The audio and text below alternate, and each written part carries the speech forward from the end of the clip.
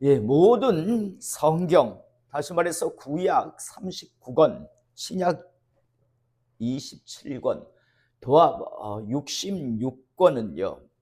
각각 하나님께서 우리 인간들에게 주신 목적이 있다라고 성경 공부 시간에 여러분들에게 말씀을 드렸습니다.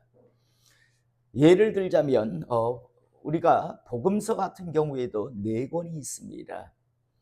예전 제가 처음 은혜를 받고 이제 성경을 읽을 때요, 좀 불평스러웠던 게 있었습니다. 그게 무엇인가 하면, 아니 뭐 비슷비슷한 말인데 뭐 한 것만 있으면 되지, 왜 이렇게 비슷비슷한 말을 4권이나 이렇게 인간들에게 주셨는가. 정말 이유를 잘 몰랐습니다. 그런데 공부를 하면서 다 이유가 있구나라는 것을 알게 되었을 때, 그리고 나서 성경을 읽으니까 라는 그런 감탄사가 절로 나왔습니다. 마태복음 같은 경우에는 왕으로 오신 메시아 그리스도 오신 예수님이라고 여러분들에게 말씀을 드렸습니다. 그래서 이 마태복음은 지금이야 이제 워낙 인쇄술이 발달되고 많은 그런 지식을 가질 수 있으니까 그렇게 큰 차이가 없지만, 처음 이 복음서가 전해졌을 때 이 복음서는 유대인을 위한 복음서였습니다. 그래서 마태복음의 특징은요, 구약 성경이 굉장히 많이 이렇게 인용됩니다.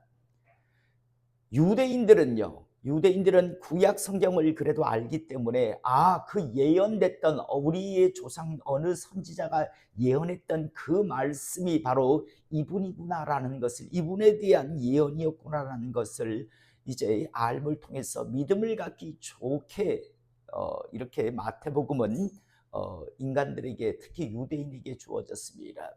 또 마가복음 같은 경우에는 종으로 오신 예수님이고 이방인을 위한 복음서입니다.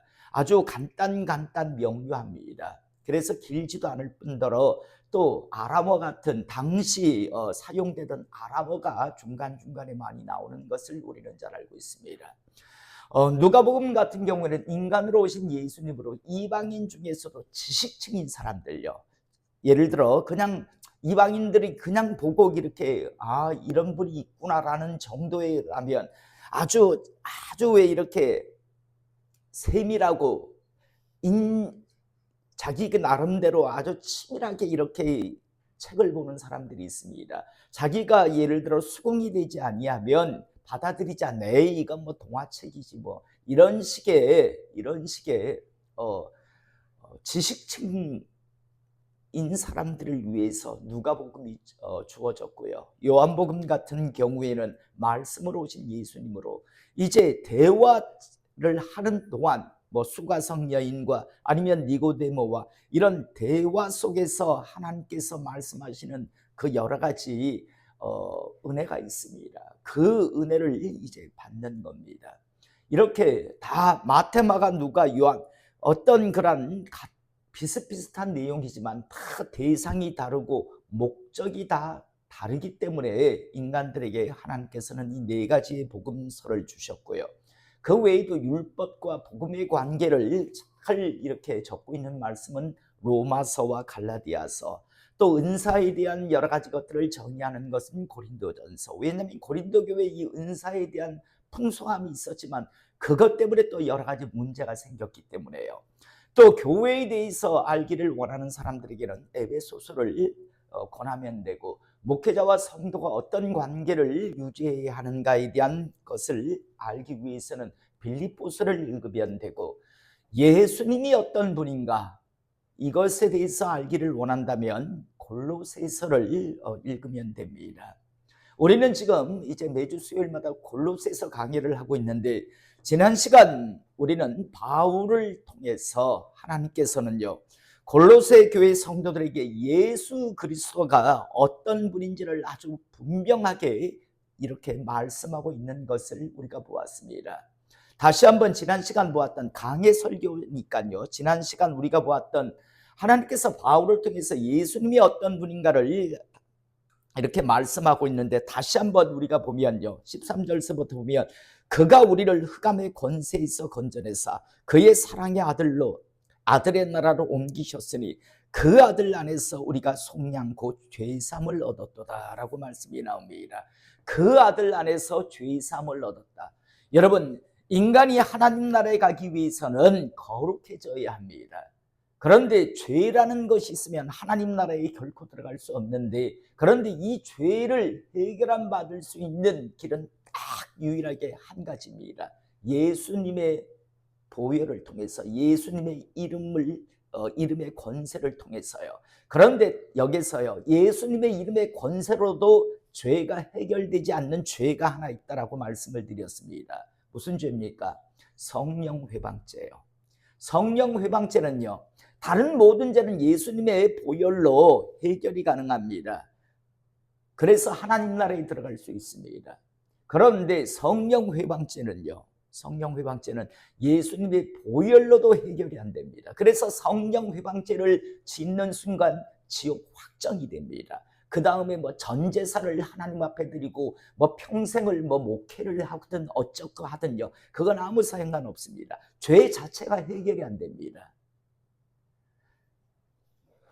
일반적으로는요, 그 아들 안에서 우리가 속량 곧 죄사함을 얻었도다라고 말씀합니다. 예수 외에는 다른 이름을 준 적이 없다라고 말씀합니다. 자, 그 다음에 그는 보이지 아니하는, 여기서 그는 바로 예수님이죠. 그는 보이지 아니하는 하나님의 형상이요, 하나님을, 성부 야훼 하나님을 본 사람은 아무도 없습니다. 아무리 모세라 할지라도, 엘리야라 할지라도 예수님을, 하나님을 본 적은 없습니다. 그런데 이 위 하나님은 인간의 육신을 입고 이 땅에 오셨습니다. 그래서 예수님은 바로 보이지, 한 번도 본 적이 없던 바로 하나님의 형상이라고 이야기를 합니다. 그는 보이지 아니하는 하나님의 형상이시오. 그러므로 예수님은 이 위 하나님이십니다. 어떤 성자가 아니라 바로 하나님 자체이십니다. 그는 보이지 아니하는 하나님의 형상이시오, 모든 피조물보다 먼저 나신 이시니, 창조에 임하셨기 때문에, 그래서 피조물이 아니십니다. 그래서 모든 세상의 어떤 것보다 먼저 나신 이시고, 만물이 그에게서 창조되되 하늘과 땅에서 보이는 것들과 보이지 않는 것들과 혹은 왕권들이나 주권들이나 통치자들이나 권세들이나 만물이 다 그로 말미암고 그를 위하여 창조되었고, 또한 그가 만물보다 먼저 계시고 만물이 그 안에서 함께 섰느니라 라고 하면서 계속 예수님은 이미 창조 때부터 창조에 동참하셨던 바로 이 위 하나님이시라고 말씀합니다. 더 나아가 18절에 보면 그는 몸인 교회의 머리시라 라고 말씀이 나옵니다. 교회는 예수님의 말씀 안에서만 움직여가는 곳이지, 인간의 어떤 제 아무리 똑똑한 인간들이 모여서 의논하고 결정하고 나가는 곳이 아니라, 그래서 교회는요, 기도하는 사람에 의해서 교회가 함께 나가야지, 세상에 똑똑한 사람들, 석박사들 모여서 의논해서 나가는 게 아닙니다. 교회는 바로 교회의 머리는 바로 주님이십니다. 그리고 그가 근본이시요 죽은 자들 가운데서 먼저 나신 이시니, 이는 친히 만물의 으뜸이 되려 하시며 아버지께서는 모든 충만으로 예수 안에 거하게 하시고 그의 십자가의 피로 화평을 이루사 만물 곧 땅에 있는 것들이나 하늘에 있는 것들이 그로 말미암아 자기와 화목하게 되기를 기뻐하십니다. 오직 하나님과 화목될 수 있는 유일한 방법은 예수 그리스도를 통해서입니다. 하나님 성부 야훼 하나님은 예수 그리스도를 통해서 이제 화목을 이루시기를 원하셨습니다. 그래서 예수님을 믿지 아니한다면 하나님 나라는 결코 꿈도 꿀 수 없는 그러한 나라라고 하는 것을 우리가 잊지 마시기 바랍니다. 나가 21절에 보면 전에 악한 행실로 멀리 떠나 마음으로 원수가 되었던 너희를 이제는 그의 육체의 죽음으로 말미암아 화목하게 하사 너희를 거룩하고 흠없고 책망할 것이 없는 자로 그 앞에 세우고자 하셨으니, 만일 너희가 믿음에 거하고 터 위에 굳게 서서 너희들은 복음의 소망에서 흔들리지 아니하면 그리하리라 라고 말씀합니다. 여기서 우리가 기억해야 할 건 흔들리지 아니하면 그리하리라 라고 말씀합니다. 그러면 다르게 표현하면 흔들리면 어떻게 될까요? 여러분, 많은 사람들이 신앙의 여정을 달려가면서 믿음 위에 거하고 그 터 위에 굳게 서서 잘 끝까지 완주하면 하나님 나라에 들어가는데 흔들리지 않고, 그런데 흔들리는 사람들이 거의 대부분입니다. 참 많은 사람들이 중도에 벗어납니다. 흔들려 버립니다. 저는 오늘 시간 끝까지 마지막까지 흔들리지 않고 하나님 나라에 들어가는 하나님의 사람 되시기를 이 시간 축복합니다. 여러분, 우리 주위에는요, 뭐 왕년에 교회 한번 안 다녔다는 사람이 없을 정도로요, 교회 한 번씩 다닌 사람들은 어마어마하게 많습니다. 여러분, 그 사람들이 왜 지금 교회 안에 있지 못할까요? 결국은 각양의 방법을 통해서 결국은 흔들렸기 때문에, 그래서 떨어졌기 때문에, 그래서 결국 그 기회를 놓친 사람이죠. 자기들은 너무 쉽게들 이야기하지만, 그러나 정확하게는요, 그들은요, 어마어마한 기회를 놓친 사람들입니다. 무슨 기회를 놓쳤는가 하면 천국 들어갈 수 있는 기회를 놓친 사람들이에요. 만일 너희가 믿음에 거하고 터 위에 굳게 서서 너희들은 복음의 소망에서 흔들리지 아니하면 그리하리라. 이 복음은 천하 만민에게 전파된 바요, 나 바울이 이 복음의 일꾼이 되었노라 라고 말씀을 지난 시간까지 보았습니다. 이제 오늘 우리가 읽은 본문 말씀 보면, 나는 이제 너희를 위하여 받은 괴로움을 기뻐하고 그리스도의 남은 고난을 그의 몸된 교회를 위하여 내 육체에 채우노라. 지금 바울은 하나님의 일꾼으로 복음을 전하다가 지금 유대인들에 의해서, 그리스도를 대적하는 자들에 의해서 지금 로마에 지금 죄수의 신분으로 가 있잖아요. 그런데 그는 지금요, 기뻐한다라고 이야기합니다. 자기가 주를 위해서 하나님의 일을 하다가 지금 이렇게 죄수의 신분이 된 것, 지금 괴로움을 겪고 있는 것, 이걸 기뻐한다라고 이야기합니다. 더 나아가 앞으로도 그리스도의 남은 고난을 그리스도의 몸된 교회를 위하여 내 육체에 채우노라. 앞으로도 고난을 전혀 두려워하지 않고 고난을 기뻐하며 자기는 달려가겠다라고 말씀합니다. 자, 여러분, 어떻게 이럴 수 있을까요? 사람은요, 안락하고 편한 거 좋아하잖아요. 그런데 지금 바울은요, 그가 예수 그리스도를 전하지만 않았으면 그는 고난, 괴로움을 받지 아니하였을 거예요. 그런데 지금 괴로움을 받는데 기뻐한다라고 이야기합니다. 그런데 앞으로도 기뻐하며 그 고난에 그는 동참하겠다고, 계속 예수 그리스도의 고난에 동참하는 길을 가겠다라고 지금 내 육체에 채운다라고 이렇게 말씀을 하고 있습니다. 그냥 위선을 떨는 걸까요? 힘든데, 어려운데, 그런데 그래도 내가 하나님 종인데 하면서 아주 위선 가식을 떨며, 실은 마음속에 힘들어, 너무 괴로워, 그만두고 싶은데, 그런데 이제 골로새 교회 성도들을 향해서 나는 기뻐한다, 이런 지금 위선을 떠는 걸까요? 우리는 이후에 그의 삶을 보면 정말 주저없이 이 길을 걸어가는 그런 모습을 우리가 보게 됩니다. 여러분, 어떻게 이럴 수 있었을까요? 아니, 괴로운데 왜 기뻐한다고 했을까요? 그에게는요, 확실한 천국의 소망이 있기 때문입니다. 여러분, 지금 힘들어도, 지금 너무너무 괴로워도 자기의 지금 미래가 정말 보장된 그런 복락의 세계가 있다면 여러분 얼마든지 갈 수 있잖아요. 그런데 지금은 뭔가 호의호식하고 잘 사는 것 같은데, 그런데 장차 미래가 불안하다면 그 사람은 행복한 사람이 기뻐할 수 없겠지요. 언젠가도 말씀드렸지만 여러분, 욥의 아들과 딸들, 제가 신학생 때 그랬댔잖아요. 너무 억울한 거 아닌가? 아니, 자기 아버지 욥의 신앙 때문에 어느 날 갑자기 죽잖아요. 제가 그래서 항상 질문했다 있잖아요. 아니, 욥은 이해가 갑니다. 자기 신앙이 좋으니까 뭐 하나님 앞에 인정받고 하나님 앞에 복받은 건 인정받겠는데, 아니, 욥의 아들과 딸들은 무슨 죄가 있다고 갑자기 지붕이 무너져서, 바람이 불어 지붕이 무너져서 거기에서 깔려 죽었는데, 너무 억울한 것 아닙니까? 그래서 끊임없이 질문을 던졌다 있잖아요. 그런데 어느 누구도요, 속 시원하게 뭐 하나님은 사랑이시고 뭐 어쩌고 저쩌고 막 복잡만 해요. 그런데 하나님께서 나중에 아니 천국이 있는데 그들이 지옥 같다면 죽어서 그냥 사라지는 거라면 억울한 게 맞겠죠. 그런데 그들은요 죽어서 다 천국 갔잖아요. 여러분 욥이 자녀들을 키울 때 어떻게 하던가요? 혹시 뭐 잔치라도 하고 나면 혹시라도 마음으로도 죄를 짓지 않았을까 해가지고 하나님 앞에 속죄제를 드리고 막 그랬잖아요. 그런 욥의 자녀들이 얼마나 죄에 대해서 민감했겠습니까? 그러니까 그리고 죄를 졌으면 항상 구약이니까 제사를 드렸고요. 그러니까 억울할 일이 없잖아요. 천국 갔으니까 억울한 일이 없잖아요. 만약에 죽어서 사라지는 거고 그냥 죽으면 끝인 거고 아니면 죽어서 천국 갔는지 지옥 갔는지 모른다면 억울한 일이겠지만 아니 천국 가는 게 확실하다면 그게 억울할 일이 아니잖아요. 이게 한 2달 전에 설교죠. 주일 설교. 우리 유튜브에 올렸는데 누가 댓글 올린 거 보셨어요?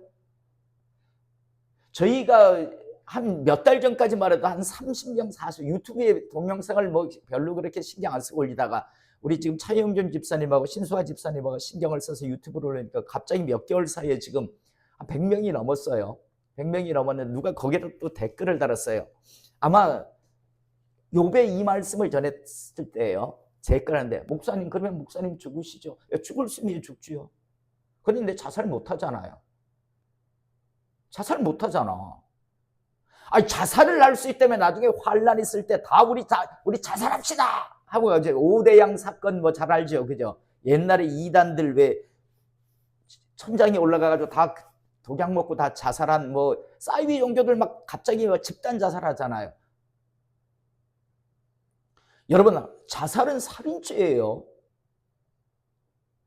그래서 고난이 두려운 거잖아요. 한 번씩 우리가 염려하는 거잖아요. 자살로 끝나는 것 같으면이야 뭐 간단하죠. 자살해도 되는 것 같으면. 근데 안 되잖아요. 그 이단들이 왜 저주를 받는가 하면 집단 자살하는 뭐 아프리카도 얼마 전에 보니까 집단 자살로 사이비 종교가 집단 자살하고 우리나라도 5대양 사건이라고 유명한 사건이 있습니다. 천장 지붕에 올라가서 다 독약 먹고 다 자살하고 별의별 그런 사이비 종교들은요 결국은 분리하면 다 자살시키잖아요. 결국은 다 집단 자살 쪽으로 가거든요. 그 욥의 그 말씀을 전하면서 여러분 천국이 있으니까 욥의 아들과 딸들은 전혀 억울한 일이 없습니다 라고 이야기했더니 그래 목사님 먼저 죽어보시죠 라고 하더라고요. 댓글을 그렇게 아주 못된 놈이 붙여놨더라고요. 근데 내가 거기다 붙이려다가 말았어요. 결국 그런 댓글을 붙이면 어떻게 될 건가 뻔하니까요. 어떻게 될 건가.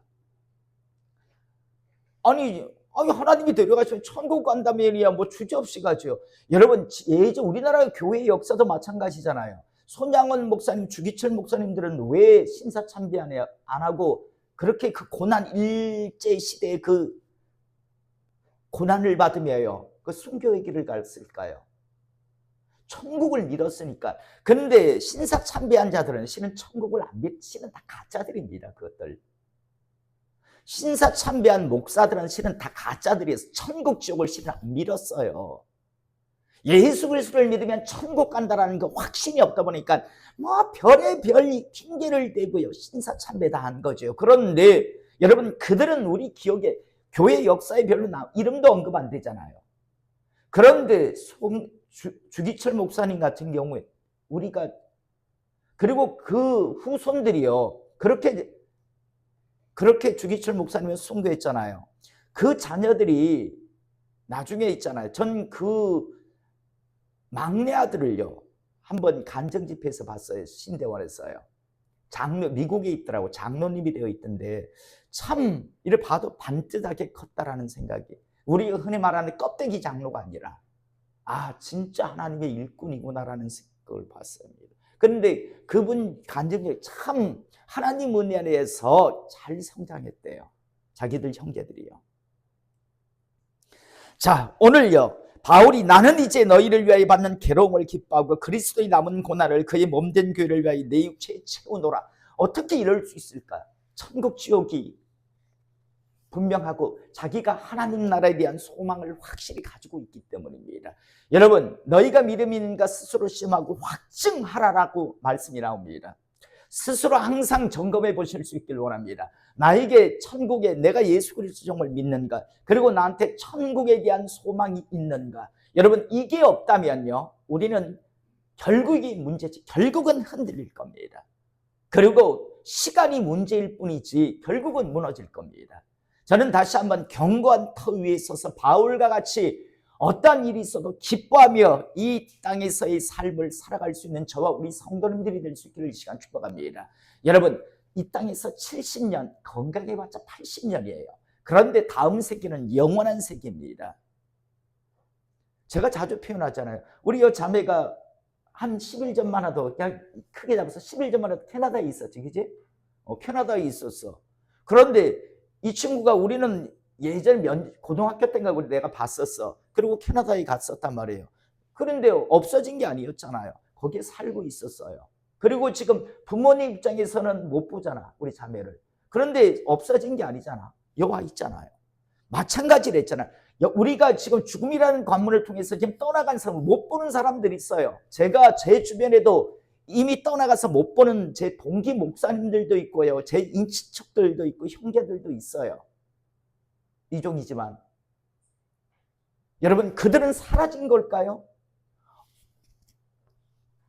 영혼의 세계에 지금 살아있다고요. 살아있다고요. 제 아들이 지금 여기 없잖아요. 제 아들 본 지가 너무 오래됐어요. 제 아들이, 저는 아들이 없나요?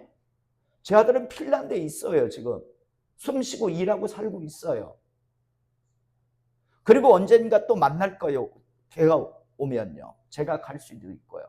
마찬가지로 사람이 죽으면 그냥 없어진 게 아니라니까요. 그게 끝이 아니라 천국 아니면 지옥이 있다고요. 우리가 제대로 안 믿고 살면 우리는 지옥 가서 함께 비명 지르며 보고 있을 거고요. 우리가 제대로 믿으면 천국과 있는 사람과 가서 그곳에서 영원한 복락을 누리겠죠. 여러분, 천국과 지옥은 사람들이 지어낸 무슨 동화 속의 그런 나라가 아니라 우리가 반드시 갈 세계라고 하는 사실을 잊지 않기를 이 시간 축복합니다. 그런데 그곳이 지옥이 아니기를 이 시간 축복합니다. 저도 여러분들도요. 요즘 뭐 영화나 드라마 보면 뭐 한 번씩 왜 악당들 왜 나쁜 짓 하다가 죽면서 지옥에서 만나자 뭐 이러더라고요. 내 속으로 지옥이 저것들이 어떤 곳이, 무슨 뭐 가서 뭐 즐길 수 있는 곳이라고 생각하나? 지옥이 어떤 곳인데요? 자, 오늘 이제 25절. 내가 교회의 일꾼 된 것은 하나님이 너희를 위하여 내게 주신 직분을 따라 하나님의 말씀을 이루려 함이니라. 내가 자신이 교회의 일꾼 된 것은 하나님이 너희를 위하여 내게 주신 직분을 따라서 하나님의 말씀을 이루려 함이라. 자기는 하나님의 그런 말씀을 이루려, 자신에게 주신 그 사명을 이루려 함이라고 말씀합니다. 그리고 이 비밀은 만세와 만대로부터 감추어졌던 것인데, 여러분, 구약시대예요. 구약시대 어느 누구도 예수님이, 메시아 그리스도가 인간의 육신을 입고 이 땅에 저렇게 오셔서 예수라고 하는 이름을 가지고 십자가 위에서 대속의 그런 사역을 통해서 죄를 해결해 주실 것이라는 그런 구체적인 것을 제대로 아는 사람이 하나도 없었습니다.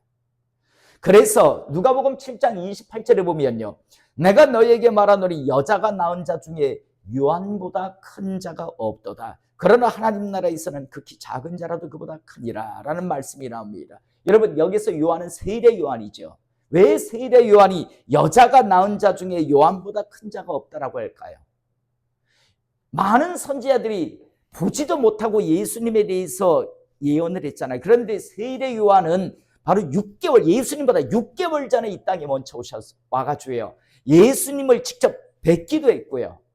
그러면서 메시아 그리스도가 오셨다라고 증거했기 때문에 여자가 낳은 자 중에서 가장 큰 자라고 그렇게 예수님께서 일컬은 겁니다.